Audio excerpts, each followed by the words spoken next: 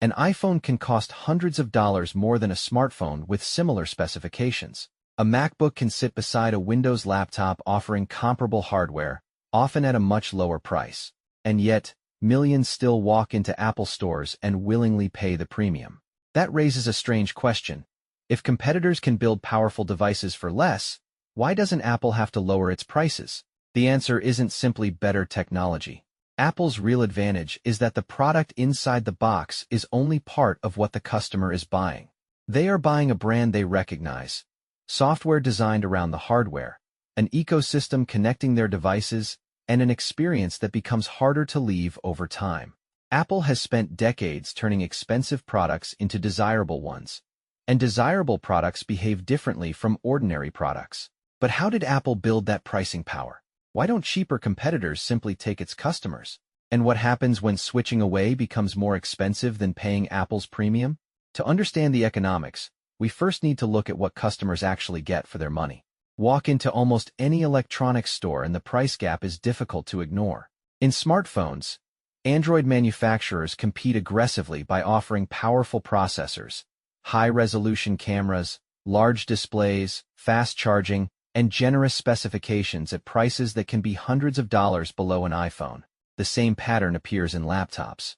A Windows machine can offer comparable processing power, memory, and storage for significantly less than a similarly positioned MacBook. In a market this competitive, basic economics would suggest that Apple should eventually be forced to lower its prices. When customers have alternatives, companies normally compete on price, features, or both. But Apple has spent years doing something different. Instead of positioning its products primarily as affordable alternatives, it has consistently occupied the premium end of the market. And here's where the economics become interesting. A higher price does not necessarily mean a proportionally higher manufacturing cost. Building a smartphone or laptop requires expensive components, engineering, factories, logistics, and software. But once the product is manufactured, those physical inputs alone cannot explain the entire difference between Apple's price and that of a cheaper competitor. The missing piece is perceived value. Consumers don't evaluate a product only by asking, "How much did this cost to make?" They ask consciously or unconsciously, "How much is this worth to me?" Those are two completely different calculations. A phone that costs more to manufacture isn't automatically worth more. But if customers believe it offers a better experience, stronger reliability, greater status, or a more valuable ecosystem, the price they are willing to pay can rise far beyond the physical cost of the device. So, if Apple's hardware doesn't fully explain the premium, what exactly are customers paying for? The answer begins with something far more powerful than a processor or display, the Apple brand. Apple's most important product may not be the iPhone, the Mac, or even the technology inside them. It may be the identity attached to the logo.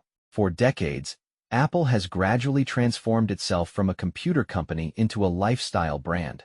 Its products are designed to be instantly recognizable, from the clean lines of an iPhone to the minimalist packaging and carefully controlled retail experience. Even the stores are part of the product. Walk into one, and you're not simply surrounded by electronics. You're entering an environment designed to make Apple feel premium, simple, modern, and desirable. Notice what Apple's advertising rarely does. It doesn't spend most of its time telling you how many technical specifications you're getting for your money. Instead, it shows creativity, independence, simplicity, productivity, and people doing things that feel meaningful. The product becomes a tool for expressing a certain kind of life. That's the difference between buying a device and buying an identity. A consumer may not consciously think, "I'm purchasing status." But brands communicate. People don't only ask, "What does this product do?" They also ask, often subconsciously, "What does owning this product say about me?" That's status signaling. And once a company reaches that level, it no longer competes like a commodity manufacturer.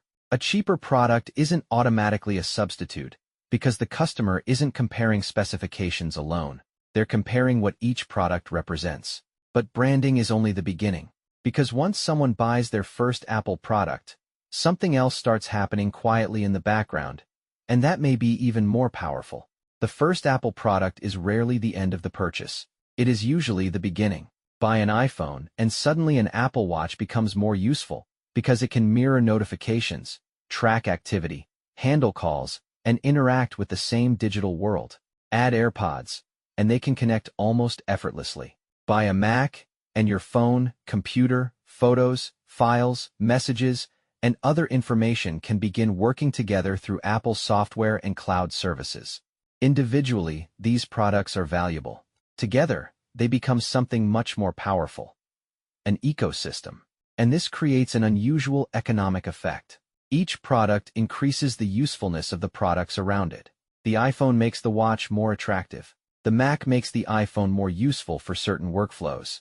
AirPods become more convenient because they're already part of the same environment. Services and cloud storage add another layer of continuity. The result is a customer who isn't simply buying products anymore. They're building a connected system around themselves. That's where switching costs begin to appear. Leaving Apple doesn't necessarily mean throwing away one device. It can mean replacing accessories, moving data, learning a different operating system, changing established workflows, reconnecting devices, and rebuilding habits that may have taken years to develop. None of these costs are necessarily enormous on their own, but together, they create friction, and friction changes consumer behavior. The fascinating part is that Apple's competitive advantage can actually become stronger after the customer has already purchased. The first product wins the customer. Every additional product can make staying feel more natural. But Apple didn't create this loyalty simply by making its devices technically compatible. It created an experience people became accustomed to, and accustomed to is very different from merely satisfied. Apple's control over the customer experience goes much deeper than the design of a device. Most technology companies operate across a fragmented chain. One company makes the processor, another supplies the display, another develops the operating system, and another builds the hardware around those components. The result can be powerful, but every layer introduces compromises. Apple takes a different approach. It designs its operating systems, develops custom chips, controls the hardware around them, and increasingly designs the hardware and software together.